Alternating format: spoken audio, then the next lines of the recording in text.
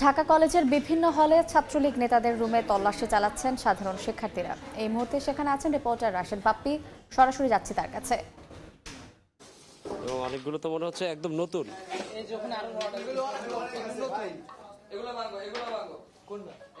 এখানে একটু লাইট ভাই, এদিকে লাইট লাগবে, আরো অনেক আছে তো, পুরো বের করো একটা কাজ করি। এদিকে এইভাবে একজন একটু ধরো ভাই।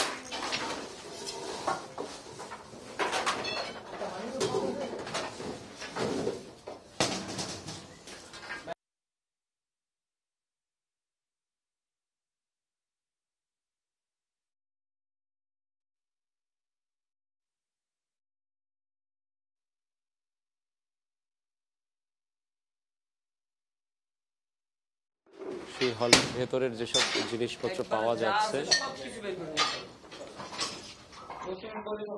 এগুলো দিয়ে আসলে সেটা আমাদের জানা নেই। আচ্ছা, আপনাদের এই কলেজে তো বড় মাঠ আছে তাই তো? জি জি সেখানে ফুটবল ক্রিকেট খেলা হয়? জি জি সব খেলা হয়। আপনাদের এইখানে কি কখনো হকি খেলা হতো কিনা? না না ভাই, হয় নাই কখনো। কখনো হকি খেলা হতো না? তো হকি খেলা যদি নাই, হকি খেলা যদি নাই হবে তাহলে এগুলো আপনারা কি করতেন একটু বলবেন? এগুলো তো আমরা আনি নাই, তো যারা ছিল ওরা এনেছে। মানে শিক্ষার্থীরাই তো, তারাও তো শিক্ষার্থী। যেটি বলছিলাম, এইখানে আরেকটি দেশীয় অস্ত্র পাওয়া গিয়েছে, এটাকে তো রামদা বলে তাই তো?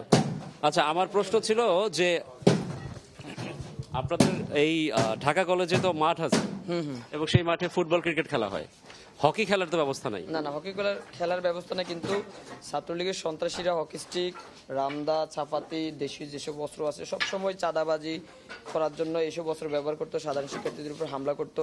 সাধারণ শিক্ষার্থীরা, আমরা তো ক্যাম্পাসে ঢুকতে পারতাম না, কিন্তু তারা যেই তাদের সন্ত্রাসী কর্মকাণ্ড আছে সেগুলো চালনা করার জন্যই মূলত এই হলগুলোতে তারা এইসব দেশীয় অস্ত্র, রামদা, হকি স্টিক এগুলা নিয়ে রাখতো। এবং হচ্ছে এটা বলা যায় যে যারা ফার্স্ট ইয়ার সেকেন্ড ইয়ার ছিল তাদেরকেও এক ধরনের ভয়ভীতি দেখানোর জন্য তাদের একটা ব্যবস্থা ছিল। অর্থাৎ এটা শরীর চর্চার জন্য কিছু না? না না না, এটা হচ্ছে আঘাত করার একটা। ওকে, পাশাপাশি এটা এটা এটা এটা আপনারা দেখতেছেন দেশীয় অস্ত্র।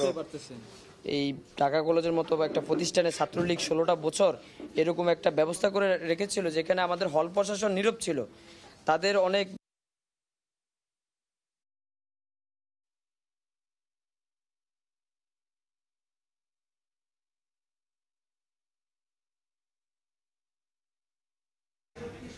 আমরা সরাসরি যুক্ত ছিলাম ঢাকা কলেজে।